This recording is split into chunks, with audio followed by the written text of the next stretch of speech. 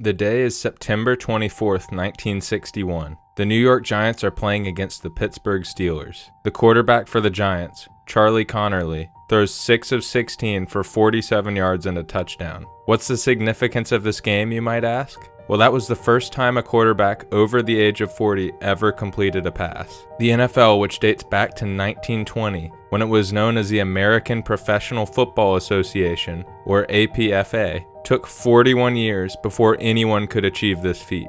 This past Thursday, we saw two 40-year-olds going against each other. It's safe to say that the times have changed, and quarterbacks are playing longer than ever. The limits to how old players can be while still maintaining a high level of performance are changing rapidly. We're seeing it happen with players like LeBron and Steph Curry in basketball, and now Joe Flacco and Aaron Rodgers are also playing a big part in reshaping how old football players, and specifically quarterbacks, can be while still maintaining a high level. While just completing a pass was significant for a 40-year-old in 1961, now we're trading for 40-year-old players like Joe Flacco to save our teams. Suddenly, 40 doesn't seem so old anymore.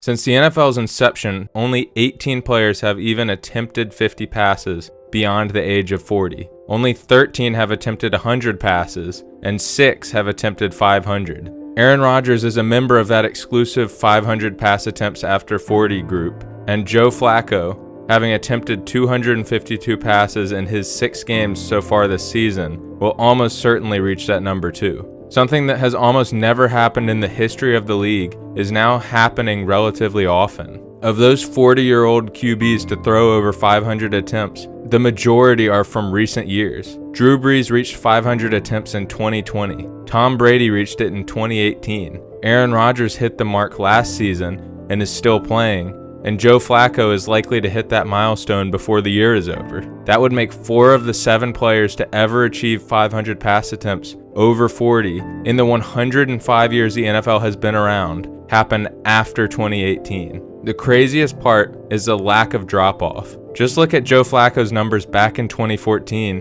when he had his highest passing yards season of his career versus his 2 games with the Bengals. 62.1% completion percentage versus 65.2%. 1.7 touchdowns per game and 0.75 interceptions in 2014. With the Bengals, he's thrown 2.5 touchdowns per game and 0 interceptions so far. And he had 249.1 yards per game versus 280.5 now. So it's obviously a small sample size versus a whole season, but the fact that he's playing at this level is insane. He's outplaying the numbers that he was putting up in his prime, and he was retired sitting on his couch just a few years ago. Aaron Rodgers hasn't maintained the level he played at in his prime, but he's still playing really well. This year with the Steelers, he's completing 68.6% of his passes. He's thrown 14 touchdowns to 5 interceptions, and he's throwing for 211.7 yards per game. And this is all after an Achilles injury. Most players his age wouldn't have been able to play again after that,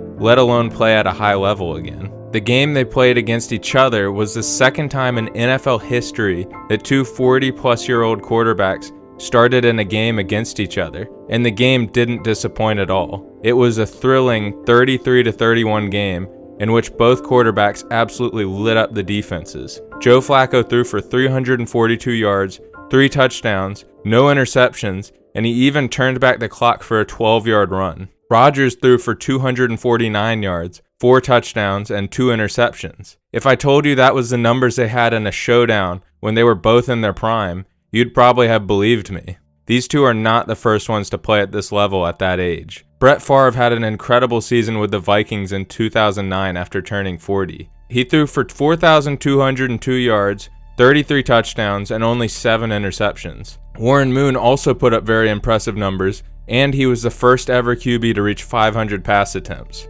After turning 40, he threw for almost 3,700 yards in the 1997 season. But when you talk about impressive performances after turning 40, 2 names come to mind: Drew Brees and Tom Brady. Drew Brees in 2019, after turning 40, had a ridiculous 74.3% completion percentage and 2,979 yards passing, 27 touchdowns, and only 4 interceptions, all in only 11 games. The following year, at 41, he put up numbers that were almost as good. Brees retired while playing at a level that many teams would kill for.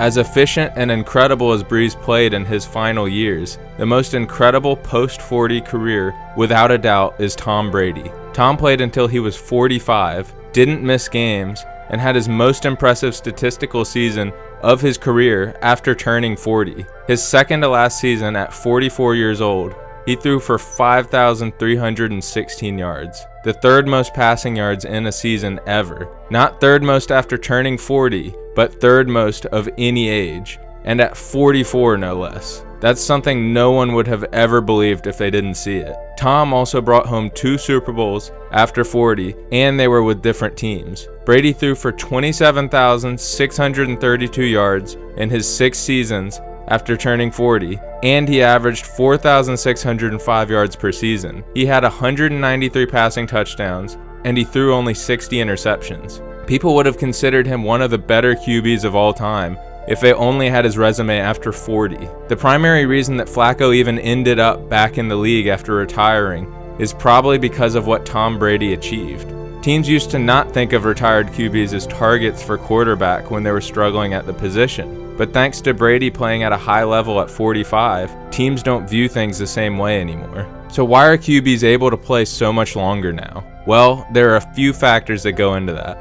Football IQ ages differently than the body. The older a quarterback gets, the more defensive looks they've seen, the more blitz packages they've recognized before the snap. Reaction time might slow by a split second, but anticipation gets twice as fast. That's why guys like Brady and Rodgers can still dissect defenses that younger QBs struggle with. At some point, experience becomes the ultimate athletic trait. In the past, the gain of experience was outweighed by the loss of ability much earlier in players' careers. But that's changing now.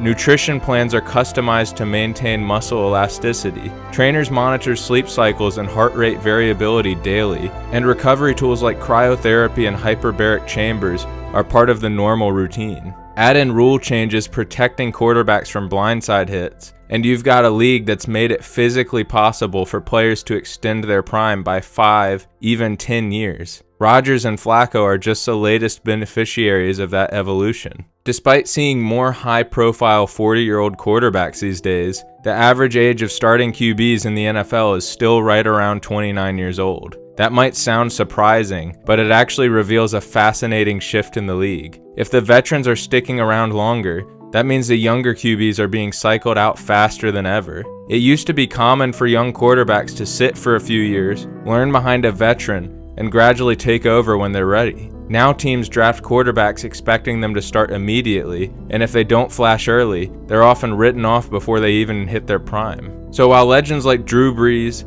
Tom Brady, Aaron Rodgers, and Joe Flacco are testing the limits of how long a quarterback can play, NFL front offices are testing the limits of how short a leash they can give the next generation. The lack of patience for developing young QBs makes these older players' longevity even more impressive. They didn't just survive the physical grind, they've survived the shifting standards of an unforgiving league. The rise of players like Rodgers and Flacco at this stage in their careers isn't just a cool anomaly. It's proof that the quarterback position is evolving. Longevity used to be a luxury, but now it's becoming an expectation. Quarterbacks are training smarter, recovering faster, and playing in systems that protect them better than ever before. And with the way sports medicine and offensive philosophy keep advancing, it's not hard to imagine the next generation of stars like Mahomes, Allen, or Burrow still slinging the ball in their early 40s too.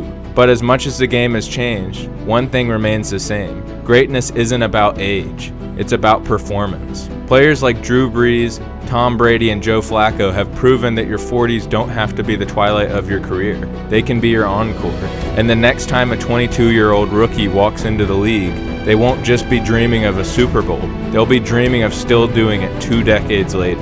The standard has officially changed, and 40 is no longer old. It's just experience.